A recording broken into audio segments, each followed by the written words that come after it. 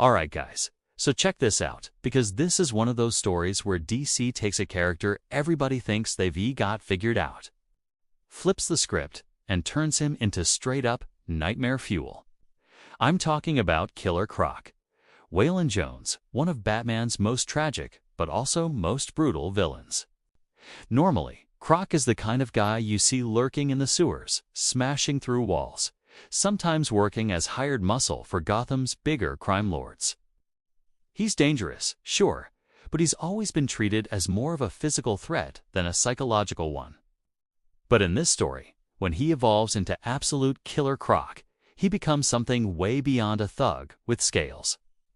He becomes a monster so terrifying that even Batman starts questioning whether he's facing a man anymore, or a new predator designed to end Gotham itself. And the hook that makes this wild is simple. What happens when you take a character already defined by mutation and unleash the full, uncontrolled potential of his biology? Because Waylon's condition has always been a kind of curse, a rare genetic disorder that gave him reptilian features, sharpened by years of abuse and isolation. But imagine if that mutation wasn't random. Imagine if it was only the beginning of an evolutionary process, and Croc wasn't the end state, but just stage 1. Absolute Killer Croc is stage 2, and the result is something Batman and the entire DC universe are completely unprepared for. The first time we see him in this form, it's chilling. Picture this. Gotham PD investigates what looks like a gang turf war in the Narrows. They find shredded bodies, claw marks across brick walls, whole sections of sewer tunnels collapsed. At first, they think it's just Croc on another rampage, but then they realize something's wrong. These aren't anti-wounds from fists or blunt strength. These are precision strikes, surgical. The bodies are stripped to bone in seconds. And when Batman investigates, following the trail deeper into the sewers, he comes face to face with something that's not the Killer Croc he knows. This version is taller, bulkier, his scales hardened into plated armor, his jaw distended with rows of teeth like a great white shark. His eyes aren't even human anymore. They glow with a reptilian gleam, tracking Batman in total darkness. The panels at this point almost feel like a horror comic. The shadows, the claustrophobic tunnels, the silence broken only by dripping water.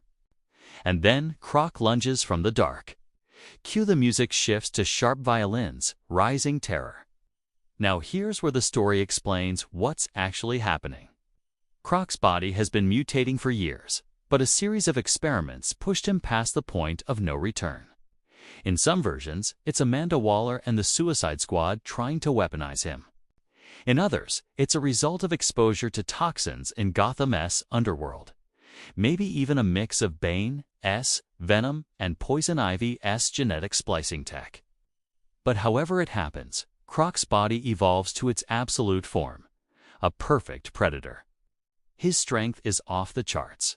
We're talking the ability to tear through concrete walls like paper. His healing factor rivals Wolverine's, bullets and batarangs barely slow him down. And the worst part? His intelligence spikes. He's not just a monster anymore. He starts planning, hunting, setting traps.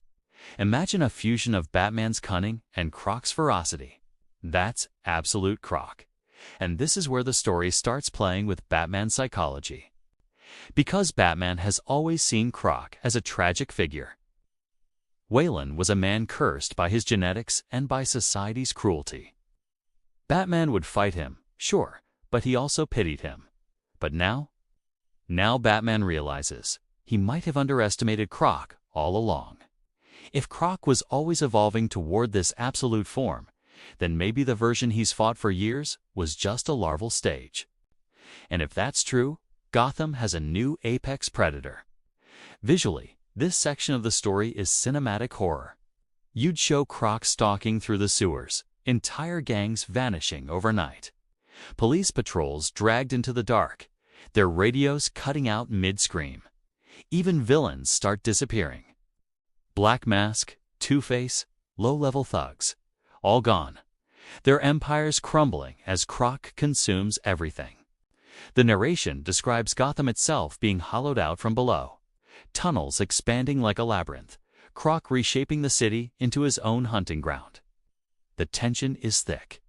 This isn't just a monster loose in Gotham. This is a predator reclaiming his territory. The suspense hook for the next phase is this. When Batman finally confronts him head-on, it doesn't go like the usual fights. Normally, Batman finds a way to outmaneuver Croc. Sedatives, strategy, the right gadget at the right time. But against Absolute Croc, none of it works. The tranquilizers don't slow him down. Explosives barely scratch him. Croc adapts, learning Batman's tricks in real time, countering them with terrifying efficiency. At one point, Batman goes in with a full armored suit, the same kind of tech he uses against people like Bane or Clayface, and Croc rips through it like foil. The fight spills into the streets, civilians screaming, Gotham PD unleashing everything they've got. And Croc doesn't just survive, he thrives. Now here's where the story digs deeper. Absolute Croc isn't just about power, it's about evolution.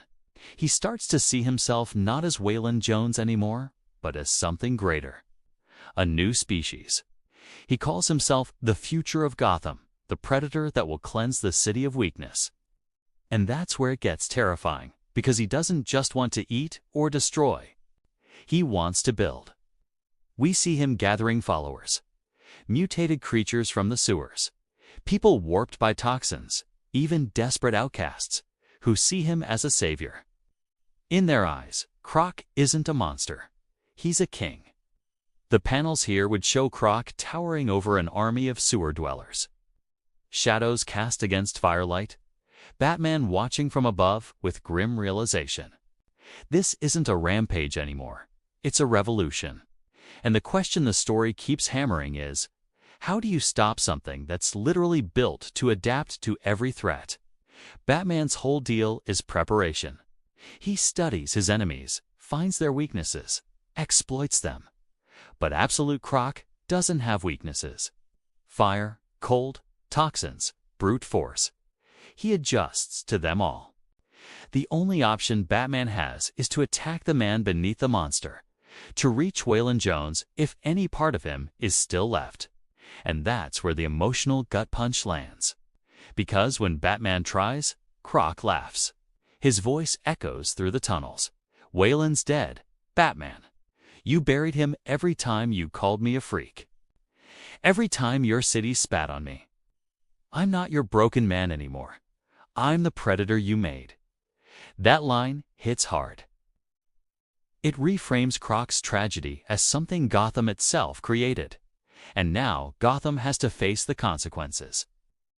The climax is pure nightmare fuel. Gotham streets collapse as Croc's underground kingdom rises. Whole neighborhoods sink into the earth. Batman and the Bat family throw everything at him.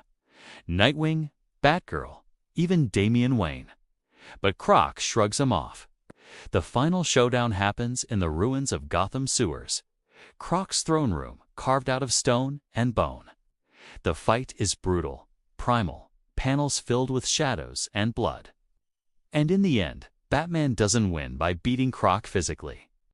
He wins by trapping him, collapsing the tunnels on top of him, burying Absolute Croc beneath Gotham. Not defeated, just contained. The narration makes it clear. You can't kill him. You can't cure him. You can only bury him and pray he doesn't claw his way back.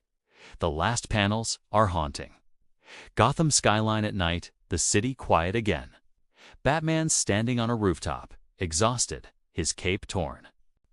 And beneath the streets, in the darkness, we see Croc's glowing eyes opening, a grin splitting his monstrous jaw. The narration whispers, "Predators don't die, they wait." Music fades into low, rumbling bass, leaving the audience unsettled. And that's why Absolute Killer Croc works so well as nightmare fuel. He's not just a stronger version of himself. He is the embodiment of Gotham's fear, the monster in the dark that no amount of gadgets or planning can stop. He takes the tragedy of Waylon Jones and evolves it into something primal. Something that forces even Batman to question whether this is a man he is fighting or the birth of Gotham's new apex predator. So, what do you guys think? Is Absolute Killer Croc the scariest evolution of a Batman villain we've seen? Or is he just the first step toward an even darker transformation? And if he comes back, could Batman or anyone really stop him for good? Drop your thoughts down below, because this is one version of Croc I don't think Gotham's ever truly safe from.